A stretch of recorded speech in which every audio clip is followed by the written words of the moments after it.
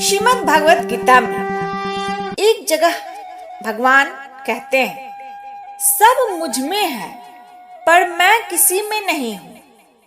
मया तदमिदं सर्वं जगत व्यक्ता मूर्तिना मत स्थानी सर्वभूतानि न चाहम तेषु स्थितः। अर्थात मुझे निराकार परमात्मा से यह सब जगत जल के बर्फ के सदृश परिपूर्ण है और सब भूत मेरे अंतर्गत संकल्प के आधार स्थित है, किंतु वास्तव में मैं उनमें स्थित नहीं हूँ। और फिर अगले ही अध्याय में भगवान पुनः कहते हैं कि मैं ही सब में हूँ, सबका आदि मध्य और अंत में मैं ही हूँ। अहम आत्मा गुणाकेश सर्वभूताश्च स्थितः अमादिस्वचं मध्यं च भूताना अंतम एव च। अर्थात हे निद्रा को जीतने वाले अर्जुन, संपूर्ण प्राणियों के आदि मध्य तथा अंत में भी मैं ही हूँ और प्राणियों के अंतःकरण में आत्म रूप में भी मैं ही स्थित हूँ। अब आप बताएं किस बात को माना जाए, भगवान सब प्राणी में हैं या नहीं? यदि नहीं है तो चलो बात फिर भी ठीक है, किंतु अगर हैं तो फिर संसार में इतनी समस्या क्यों है? क्यों कुछ अच्छे तो कुछ बहुत बुरे इंसान होते हैं? एक ही परमात्मा के सब में होने के बाद इतने भेदभाव क्यों हैं? आइए इसके उत्तर को हम समझते हैं।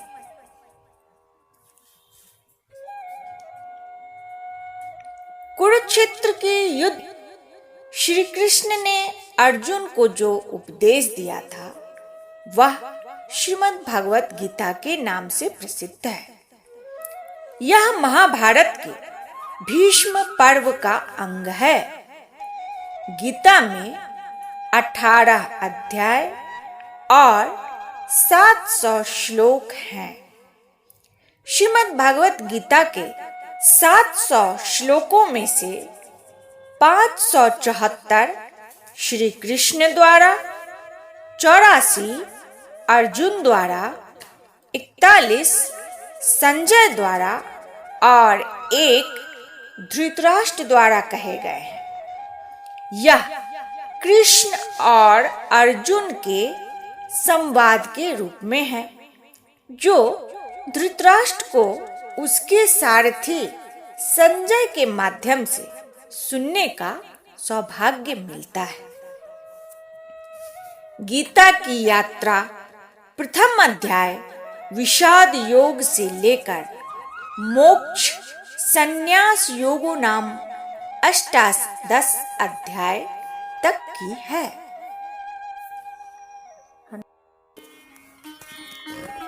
गीता की यात्रा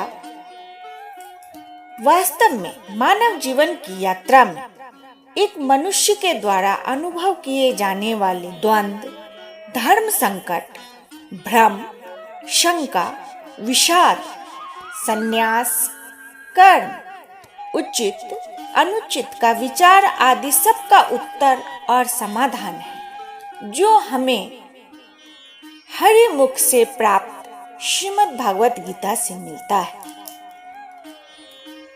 क्या आप जानते हैं, श्रीमद् भागवत गीता का प्रथम श्लोक धृतराष्ट्र का है, लेकिन इसके बाद उसका एक भी श्लोक क्यों नहीं है? नेत्रहीन धृतराष्ट्र दिव्य दृष्टि प्राप्त संजय से कुरुक्षेत्र के संबंध में प्रश्न करते हुए जो कहते हैं वही श्रीमद् भागवत गीता का प्रथम श्लोक है। इस प्रथम अध्याय में कुल 47 श्लोक हैं। श्रीमद् भागवत गीता का प्रथम श्लोक संपूर्ण गीता में धृतराष्ट्र द्वारा कहा गया एकमात्र श्लोक है, जिसमें वह धर्म क्षेत्र कुरुक्षेत्र में उपस्थित अपने और अपने अनुज पांडु के पुत्रों के संबंध में संजय से प्रश्न करते हैं कि वे सभी कुरुक्षेत्र में क्या कर रहे हैं। इस बात का भी अपना अर्थ है। क्यों गीता में धृतराष्ट्र का बस एक श्लोक ही सम्मिलित है और इसके बाद न तो उसके द्वारा कोई प्रश्न आता है और न ही कोई प्रतिक्रिया आती है। धृतराष्ट्र ऐसे व्यक्ति का प्रतीक है जो सदा भ्रम में जीते हैं। धृतराष्ट्र को सदा भ्रम रहा कि उसके साथ अन्याय हुआ है और यदि उसके ज्येष्ठ पुत्र दुर्योधन को हस्तिनापुर का सिंहासन न मिला तो यह उसके पुत्र के साथ घोर अन्याय होगा। इसी भ्रम में और अपने अत्यंत पुत्र मोह में धृतराष्ट्र ने अपना सारा जीवन बिताया और राजधर्म और कर्तव्यों का पालन नहीं किया। जब व्यास जी द्वारा उसे दिव्य दृष्टि दी जा रही थी तब भी उसने यह कहकर अपने सारथी संजय को दिव्य दृष्टि दिलवा दी कि जब उसने जीवन पर्यंत अपने और अपने अनुज पांडु पुत्रों को नहीं देखा तो अब रण क्षेत्र में एक दूसरे से लड़ते हुए और वीर गति को प्राप्त होते हुए कैसे देखे। यह बात साधारण तौर पर उचित लगती है कि जिसने जीवन भर कुछ न देखा हो वह अंत समय में विनाश क्यों देखे, किंतु जिसने जीवन पर्यंत इस भ्रम और अवसाद में जीवन बिताया हो कि उसके साथ अन्याय हुआ है, जिसने विदुर और भीष्म जैसी नीतिज्ञों की बातें अनसुनी कर न राजधर्म का पालन किया हो न ही अपने पारिवारिक दायित्वों में निष्पक्षता रखी हो, जिसने लाक्षागृह और कुलवधू द्रौपदी के चीरहरण पर भी आपत्ति न जताई हो, जिसने दुर्योधन में अपनी महत्वाकांक्षा का बीज बोकर उसे सदा सींचा हो, जिसने संधि प्रस्ताव लाए भगवान कृष्ण की बात न मानकर उनका अपमान कर शांति के सभी द्वार बंद कर देने वाले दुर्योधन को न रोका हो, वह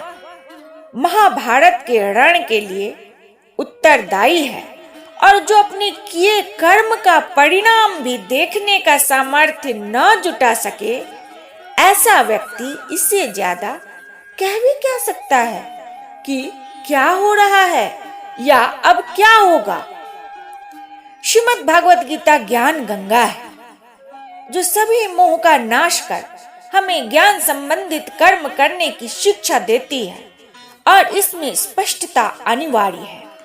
इसलिए श्रीमद् भागवत गीता में सबसे अधिक बात श्री कृष्ण द्वारा कही गई है और उसके बाद कर्मनिष्ठ अर्जुन है जो अपने मोह के निवारण हेतु भगवान से प्रश्न करता है और अर्जुन के बाद संजय है जो इस अलौकिक संवाद का आनंद लेता है और स्वयं को धन्य समझता है। धृतराष्ट्र संजय के द्वारा संपूर्ण गीता सुनकर भी न तो अपने भ्रम से बाहर आ पाते हैं और न ही वह अपने मोह से। अतः जहाँ ज्ञान और कर्म की बात हो और मोह का नाश करने की बात हो, वहाँ किसी भ्रमित व्यक्ति का कोई भी संवाद निरर्थक ही होता है जो पाठकों के लिए भ्रम पैदा करता है। अतः श्रीमद् भागवत गीता में धृतराष्ट्र द्वारा एक प्रश्न के अतिरिक्त कुछ भी नहीं है। अब आप सोचिए, जिस गीता में भ्रम न हो इसलिए एक भ्रमित व्यक्ति का संवाद न रखा गया हो, क्या उसमें कोई और भ्रामक बात या विरोधाभास हो सकता है? फिर भी चूंकि दो श्लोकों में विरोधाभास लगता है तो इस पर चर्चा तो होनी ही चाहिए। गीता के 9वें अध्याय के 4थे और 5वें श्लोक से हम चर्चा आरंभ करते हैं। मया तदमिदं सर्वं जगत व्यक्त मूर्तिनां मत स्थानी सर्वभूतानि न चाहम तेषु स्थितः न च मत स्थानी भूतानि पश्यम मे योगमेश्वरं भूतविदं च भूतस्थो ममात्मा भूत भावना। अर्थात मुझ निराकार परमात्मा से यह सब जगत जल से बर्फ के सदृश परिपूर्ण है और सब भूत मेरे अंतर्गत संकल्प के आधार स्थित है, किंतु वास्तव में मैं उनमें स्थित नहीं हूँ। वे सब भूत मुझ में स्थित नहीं है, किंतु मेरी ईश्वरीय योग शक्ति को देख कि भूतों का धारण पोषण करने वाला और भूतों को उत्पन्न करने वाली मेरी आत्मा वास्तव में भूतों में स्थित नहीं है।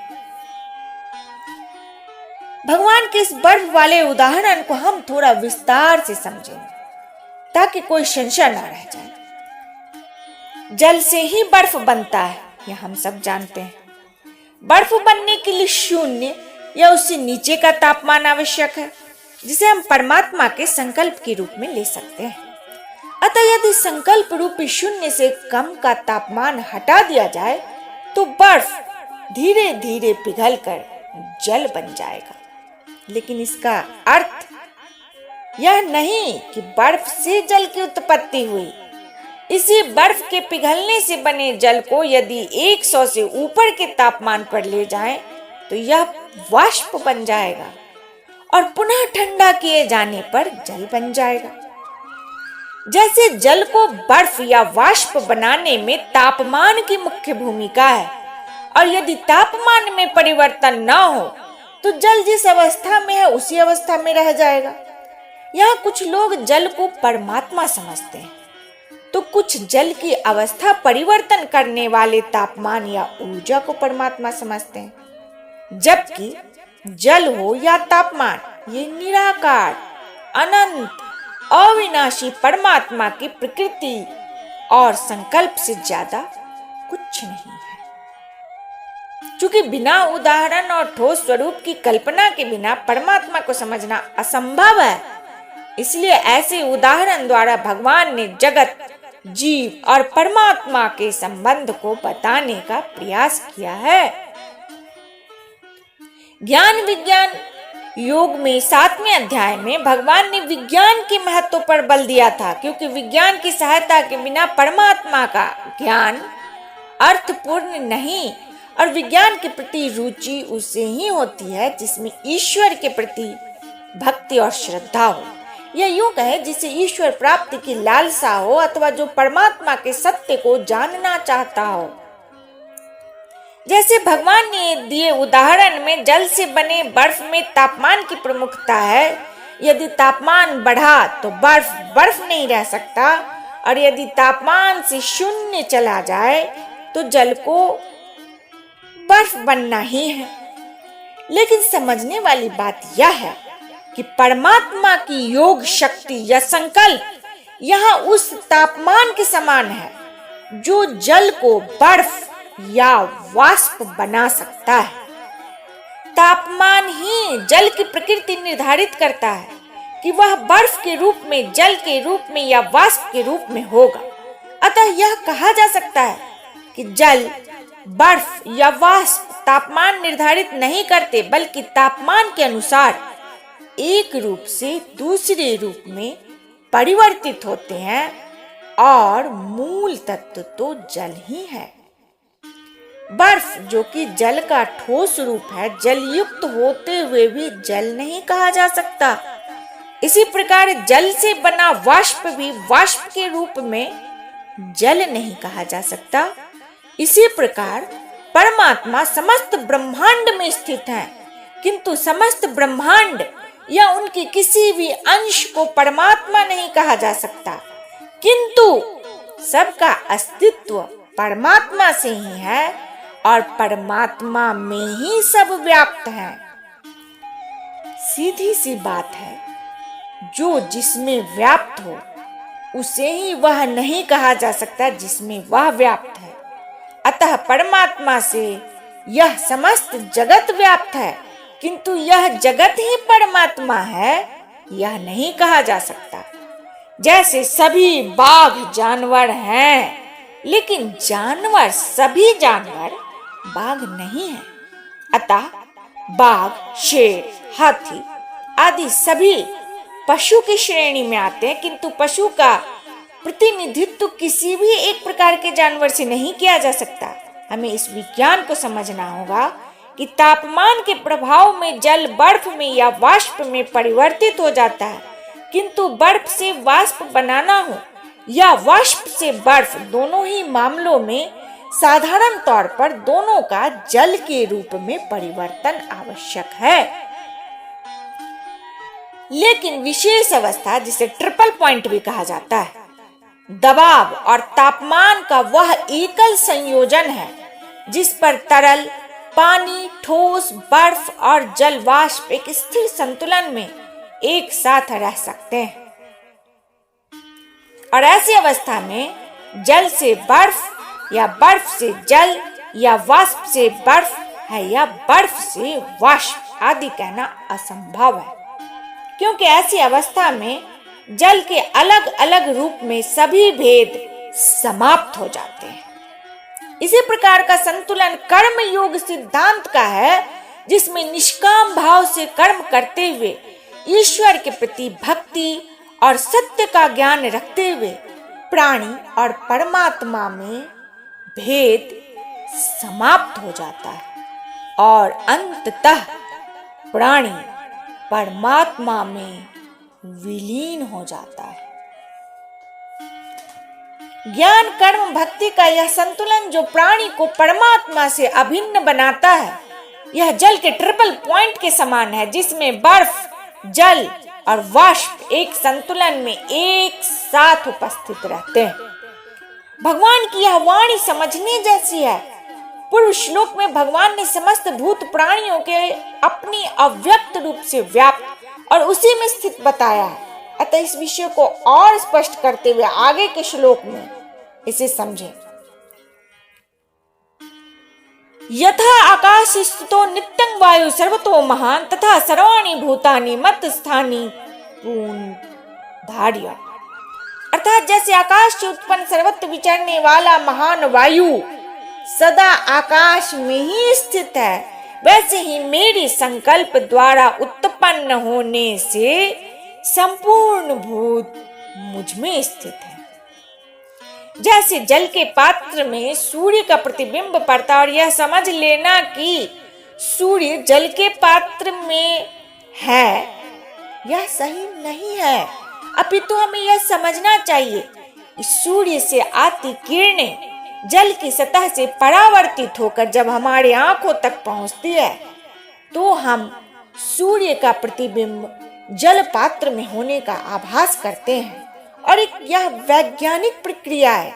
अतः विज्ञान सहित इस ज्ञान से हम कभी भ्रमित नहीं हो सकते कि सूर्य जल के पात्र के अंदर है। उसी प्रकार जिस परमात्मा के संकल्प से यह ब्रह्मांड बना और सभी प्राणियों की उत्पत्ति हुई, उस परमात्मा से परे क्या है? कुछ भी नहीं।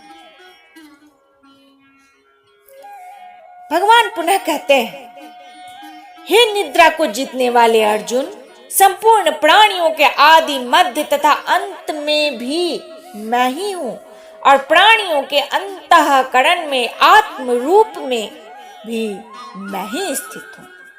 तो क्या यह विरोधाभास है?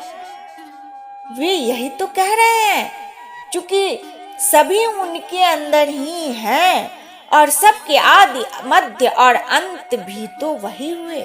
जिस परमात्मा से परे कुछ है ही नहीं, उनसे पृथक और बाहर तो हम हो ही नहीं सकते। लेकिन हमें इस बात का ख्याल रखना चाहिए कि हम नहीं थे तब भी परमात्मा थे, और जब हम नहीं रहेंगे तब भी परमात्मा रहेंगे।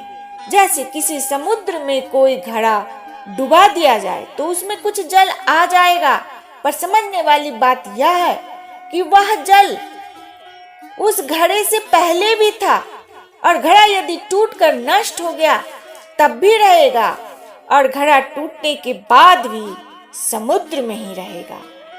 इसी प्रकार शरीर के नाश को हम लोग यथार्थ नाश मान लेते हैं, किंतु वास्तव में कोई नाश नहीं होता।